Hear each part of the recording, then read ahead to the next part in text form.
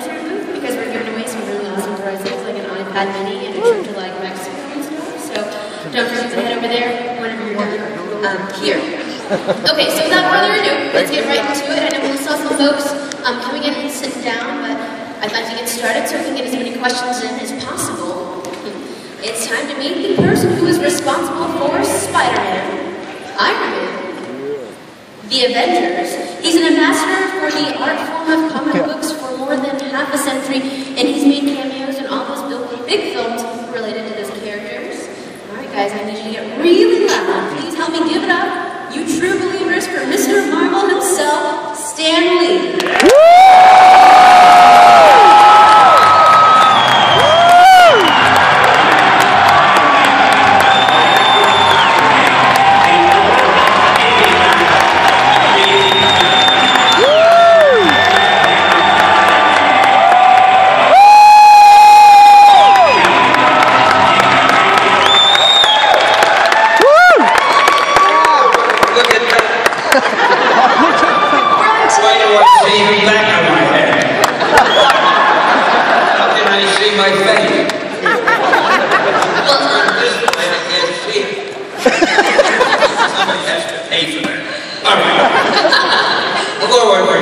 What's in your mind? You're an Alamo City, of course, in San Antonio. How are you liking San Antonio? I love San Antonio. I love you people. You're wonderful. I was here before 1 year and I said, I gotta come back. So you're stuck with me again, I'm sorry. At least I have a pretty girl to talk to. Tell me all about it.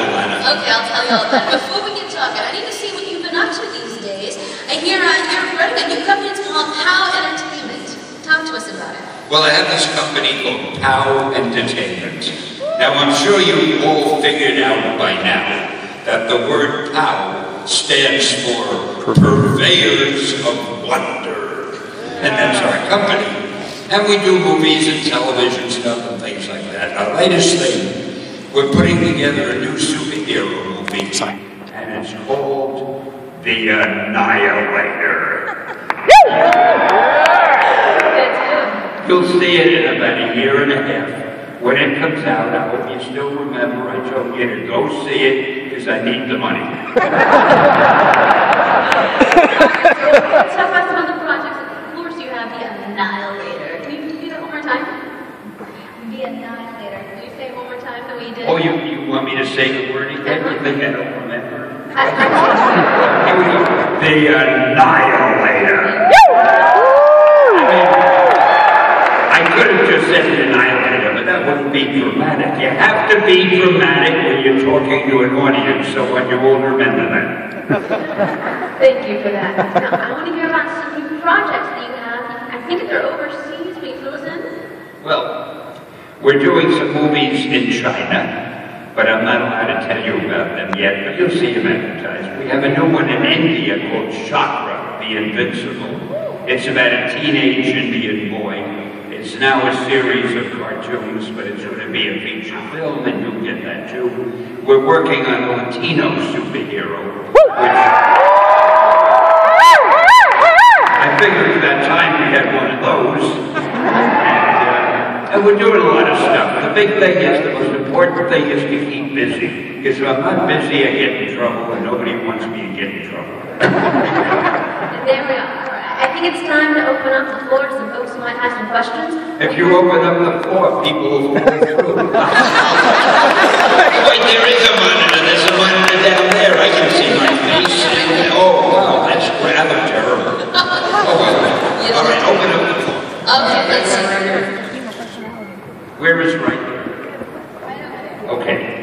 When you retire, who do you have the company on to? Okay, I have to make an explanation. I know I look to you like the most perfect physical specimen you guys have.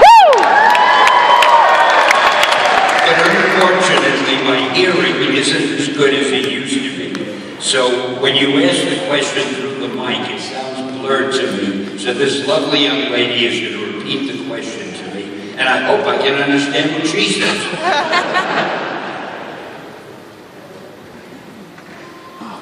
I retire, I don't intend to retire.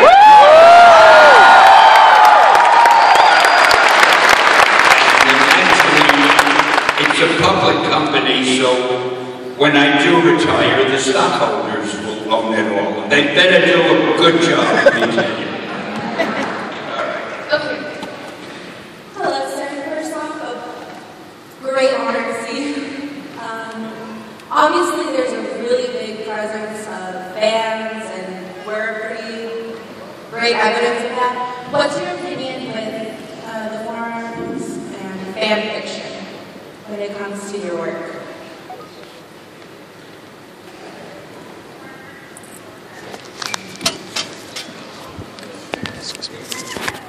The fiction that fans write? Yes.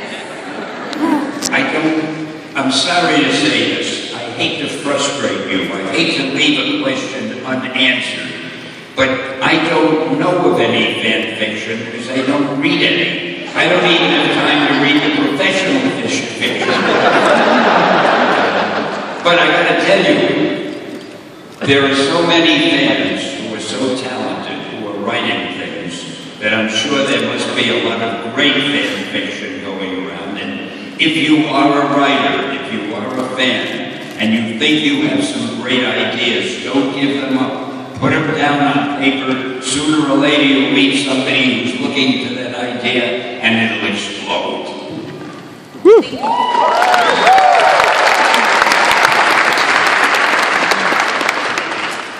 Hello. Oops, too close. Speech. So far, so good.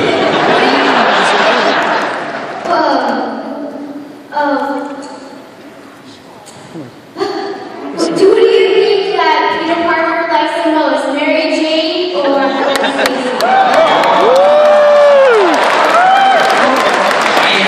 I have trouble keeping up to whether Gwen Stacy is alive or dead. But if she's still around, when I wrote The Two Girls, when I used to write about Peter with them, I was always wondering myself, who would I have him end up with?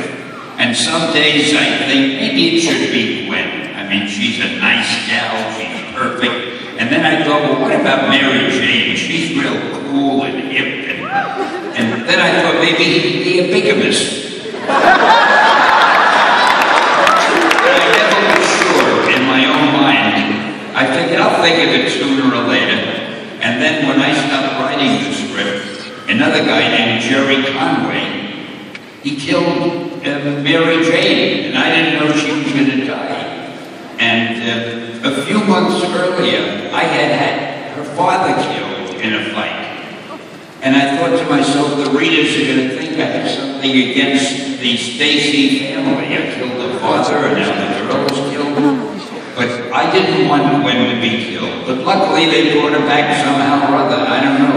People in the comic business are like God. You can kill somebody, you can bring them back, you can do whatever you want.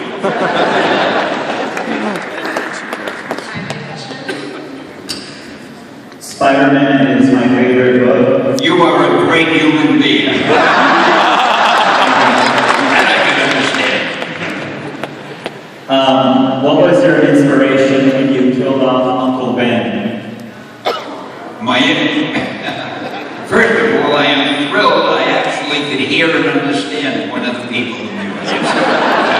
My inspiration, it wasn't an inspiration. What it was, I wanted to make Peter Parker regret something that would make him want to be a hero and do good deeds. And I thought if in some way he could think he was partially responsible for Uncle Ben's death, that would make him feel he's got to spend the rest of his life making up for that and doing good for other people. And that was the reason. It was just to give Peter a little bit of a guilt feeling, to make him want to be a hero, to make up for the fact that if he had been a little more alert or a little bit more caring, maybe Uncle Ben would still be alive. And that's why I did it, because I'm a very, very cool writer who thinks of those things. Thank you. Thank you. How do you know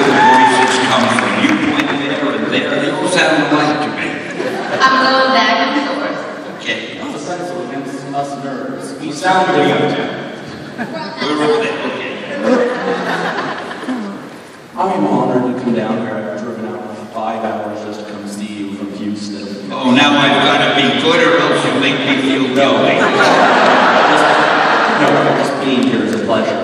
I came because I wanted to ask you this question. I didn't get the chance to ask you back at Comic-Palooza. I've seen you in movies, and I've seen you in the Avengers series, the Marvel Cinematic Universe, the Spider-Man, in all your supporting roles, which you should have gotten an Oscar for, by the way. I couldn't agree more.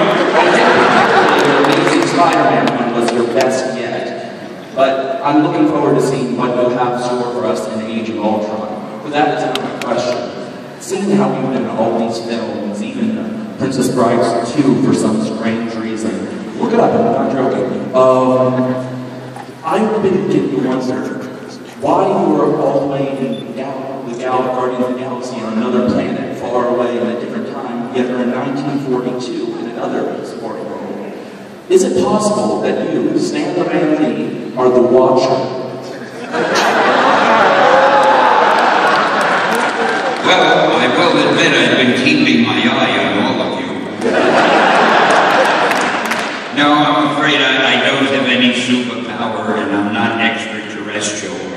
I'll admit I'm a wonderful human being, but I'm really just a little more wonderful than most, but other than that. Will we expect to see you maybe as a Watcher in maybe Avengers 3? Office. Well, they never give me a role that I can really sink my teeth into. But I will tell you, speaking of Avengers #3, I have a cameo in that movie, which is the funniest cameo I have done yet. I cannot tell you what it is when they shoot me, but you must not miss it, because it gives me a chance to show my acting chops. I really perform in this one, and it's so funny. Well, you'll see when you see the movie. Thank you. And thank you. By the way, speaking of all the cameos that I do, you may not realize that. You may think they just give me the cameo to kid around. No, that's how they make a lot of money, and I'll explain why. Take the X-Men movie, the last one. I didn't have a cameo in that. You may think somebody forgot. No, it was planned. For this reason, somebody goes to see the X-Men, sits through the whole movie, and then says, gosh, I didn't see Stan's cameo. Maybe I blinked my eye, or maybe I reached for some popcorn and wasn't looking. So what do? They run to the box office and buy another ticket.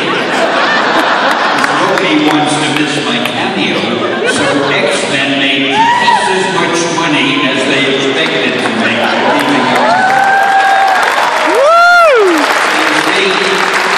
If they seem to you it's just a cameo, but it's shrewd business on the part of the movie maker. Hey, Stanley, Hey. speaking for everyone here that we all love you. Well, that's good to hear. And I love all of you except the DC fans. We came from North Carolina to come see you, and my son Avery, sitting in the audience back here, is one of your biggest fans. Hey. There he is. Hi there, baby. But I have to tell you, I have to correct you, though. Don't be angry. But I happen to be my biggest fan. Don't be kidding. You've done so much throughout your career. Are there things that you have on your list of things to do that aren't in production, aren't made yet, or aren't tangible enough? What are you ready to see done? What are you ready to see that's not in production that you haven't had a chance to do in your career? Gee, I've had a chance to do about everything, I guess, except I haven't had a starring role in a movie. Let's make it happen. Wait, here's something else that you can do. You people are very influential because in numbers there is strength. What I want you to do is contact the Film Academy, the Hollywood, whatever, whoever gives out the Oscars, whatever they are. And I want you to tell them it is time they had an Oscar for the best cameo of the year. I wouldn't have any competition. They had to give it to me. So that's my next thing. Hi. It's a huge pleasure to meet you. Go for it, you're good. I'm a reporter for Stevenson High School newspaper and a press interviewer on TV. Speak already, dude. Ask your questions. What was your main inspiration for a lot of your comic characters? You have to summarize that for me.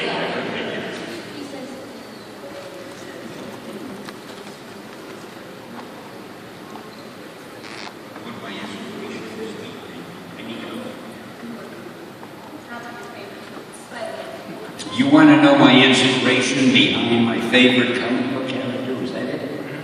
Yes. Well, my favorite character was Spider-Man. Thank you, webgoers. I can tell you a story about Spider-Man that maybe you have not heard before. I will tell you about the origin, how I came up with the idea for Spider-Man and what happened after that. So settle back, get comfortable. It's long, it's boring, but it'll kill some time. I had an order from my publisher. I worked for a publisher at the time.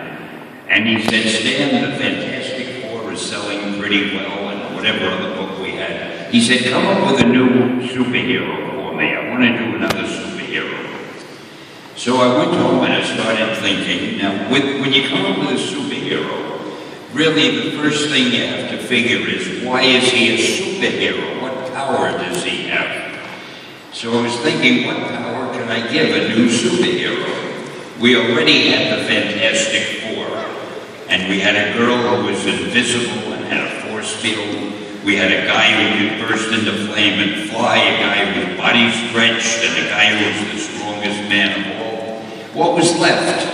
So I'm thinking, and I see a fly on the wall. And I said, gee, what if I had a hero who could stick to walls like an insect? And I thought, that's not bad. Well, what do I call him? Flyman? That didn't sound dramatic. Insect Man? Didn't sound heroic. We went down the list. Mosquito Man. And then I said, Spider-Man. Oh boy, that sounded scary. It sounded dramatic. Then I figured, I'll make him a teenager, because there hadn't been any teenage superheroes. That would make him really different.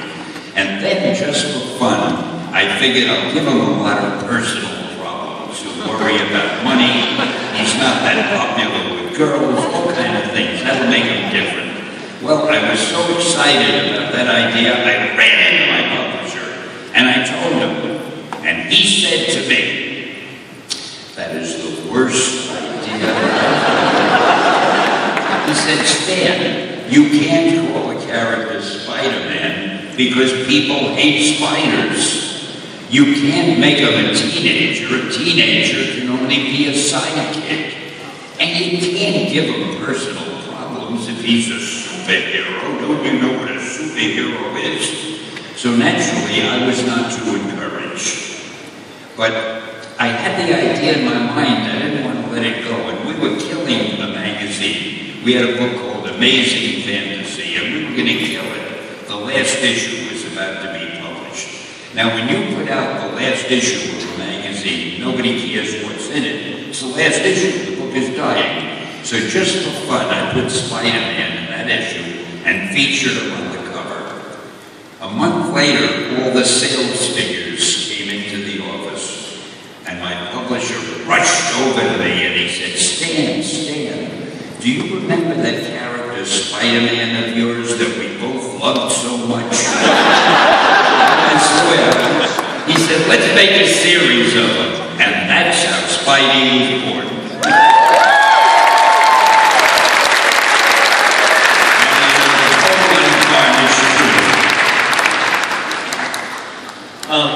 So a lot of people are always really excited to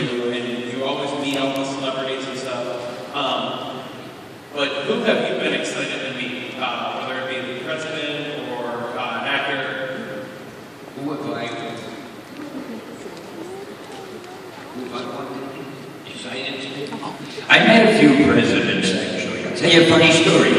My whole life consists of funny stories. For some reason that nobody will ever understand, Professor Bush wanted to give me something called the Medal of the Arts. Every year the president gives out a Medal of the Arts to a handful of people. And I was one of them. It was about 5, 6 years ago, I don't know. So I flew down to Washington. Now, what was her name? What was the name of the girl who always co-starred with Errol Flynn in all those movies? Olivia de Havilland. I don't know if you remember Olivia de Havilland. But she also was getting a medal. And she got up to the stage with the president before I did. He put the thing around her neck, and he gave her a little kiss on the cheek. And then it was my turn. So I walked up, he put the thing around my neck, and I don't know what got into me. But I said to him, "You're not going to kiss me too, are you?" He burst out laughing, and I was laughing, and someone took that photo, and I have it in my office, a photo of the president and me laughing like hell, and it looked like we're bosom buddies. And then I met President Reagan. We were sitting at a dinner, and I was sitting across from him. He was right here, and I was here, and we're facing each other. Now, he was no longer president. He had given up the presidency about a year ago. So, what do you say when you're facing an ex-president? I had to think of something to say to him. So I said, "Mr. Reagan, you must feel so relieved that you don't have all the worries of the world on your shoulders anymore. You can relax and be a civilian." And I will never forget, he looked at me with his eyes shining, and he was so intense, and he said, "No, Stan, I love being president." I mean, I never heard anything like that. It really meant, so I have a photograph of us talking, and it's a very funny photo, because in the photo, I'm walking over to him, and he's sitting down, and he's looking up at me like that, and I'm looking down at him. So I like to put little funny word balloons over the So over his head, I put a balloon. "Stan, do me a favor." And I'm saying, "Sure, what?" And he says, "Pose for a picture with me." And I have that hanging on my wall too. But so much about presidents, I don't want to sound like I'm name-dropping, which I am. All right, guys, another question. We have one more here. How cool was it to star on the Big Bang Theory? The Big Bang Theory. Oh, I love being on that. I wish I had a bigger role. The people, the cast of the Big Bang Theory is great. And the best thing about it, after the show ended, we all gathered together. I'm always getting photographs for a photo, and the blonde girl kissed me on the cheek during the photo. After you finish, I'm glad you mentioned that. After you finish writing to the movie awards committee, whatever it is, I want you to write to the Big Bang Theory and say it's about time Stan was on there again. So if I'm not on, if I don't get a call from them in a few weeks, I'll know you failed me. So I just wanted to say, Stan, I'm a really big fan, and Spider-Man is my favorite superhero. And I was going to ask, what was your favorite Spider-Man comic book? all of them. No, I'm not really good at favorites because I love everything I write. I like all the people I know. I don't even remember all the Spider-Man. I have a lousy memory. This is secret, don't tell anybody. But I can't remember all the Spider-Man books I wrote, and I can't remember the ones that other people wrote after me, because obviously when I stopped writing them, I stopped reading them. And I guess maybe if I had to name a favorite, it would be the first one, because that was the one where I put it all together, or try to. So since I'm expected to give an answer when I'm up here, I'll say the first one, which is just off the top of my head. I have no idea how that's any better or different than it is. What's one of your favorite female superheroes you ever created? Oh, my favorite female superhero. Well, I was always fond of the She-Hulk. I think they're going to be bringing her back. Woo! I like the Black Widow. I always liked Sue Storm, the Invisible Girl, because she was easy to draw if she was But again, favorites. I'm not good with favorites because I'm very impartial. I love everything I've ever done. Sometimes I read those old stories and I say, wow, did I write that? I'm better than I thought. Hey Stan, one of my favorite characters is Gambit. Is who? Gambit. Gambit. Yeah, and I hear he's going to be coming out in the movie soon and Channing Tatum would be playing him. Do you know how accurate he gets? I can't give away any secrets, but yeah, sooner or later you'll be seeing him. Yeah. That's all I can tell you. My lips are sealed. Does he look pretty accurate to the part? Don't know. Sorry. I tried out, but they laughed at me. I auditioned for all the roles. They laugh at me every time. Well, first off, I want to thank you not just for your innumerable contributions to the nerd universe, we all love you for that, but also for just exemplifying what it means to be a great human being. And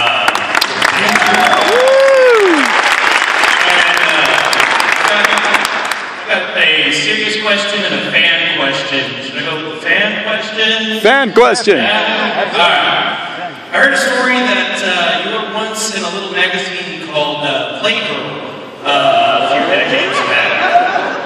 I was just wondering how that happened, how you got approached for that. I was in a magazine called Playgirl. I don't know anything about that. I gotta get a copy. No, I really don't know about Playgirl. I mean, I know about the book, but I didn't know what was in it. What was I doing in Playgirl? Now I'm worried.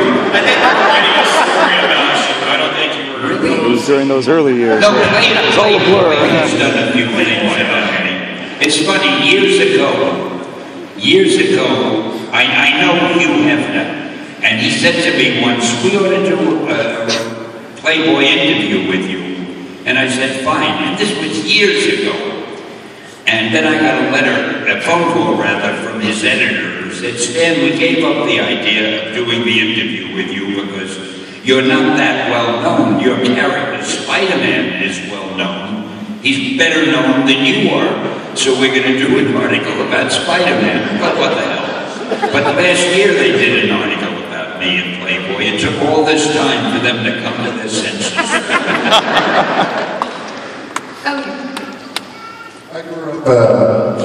I grew up reading Golden Age comic books and Silver Age comic books, and the artwork and the tones were different compared to the artwork in nowadays comic books.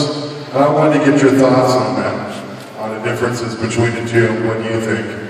Well, the artwork looks different now because they use computers for the most part to do the lettering and to do the coloring. And that gives, the computerized coloring gives the strips a totally different look. Also, there are different editors now who tell the artist to draw in different ways. And every time you have new editors, you have a new look to the artwork. I loved the old artwork, which was a little more cartoony. The artwork today I love also because it's like paintings, it's like real illustration. So I love them both, I mean, but I will admit today's comic books do have a different look than the ones when I was doing them. And whether you prefer one or the other, that's just a matter of individual taste. Hey, see, I can be serious. So I want to remind everybody that we have about 5 more minutes left. So What? see any questions we can get. I'm just getting started. So, try and stay on the schedule. But we're going to try and play as many in, so let's head over here.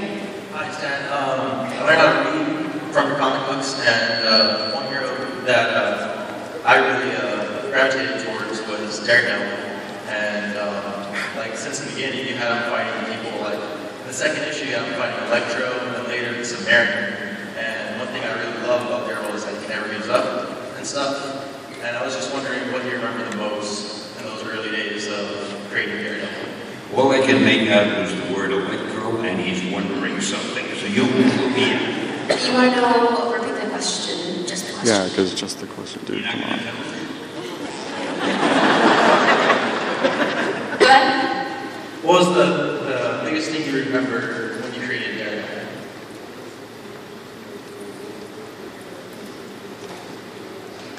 Daredevil. As with Spider-Man, I was looking for a superhero that was really different. And I don't know, for some reason it occurred to me, if I could get a hero who was blind, but yet could do things that other people couldn't do, that could be very interesting. Because I realized that if your other senses are magnified, your sense of hearing, your sense of smell, and so forth, you could probably function even if you couldn't see. So I liked that idea.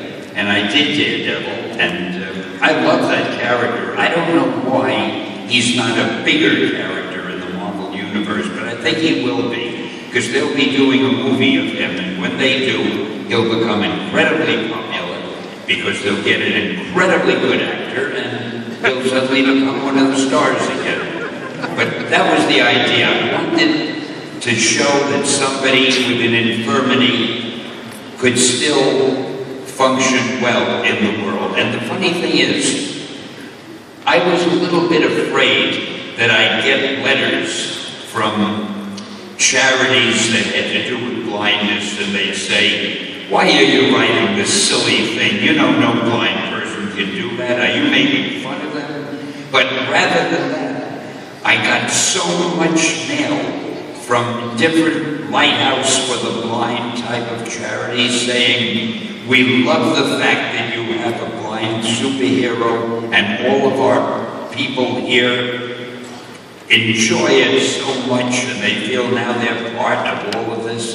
So it turned out pretty good, and I'm very happy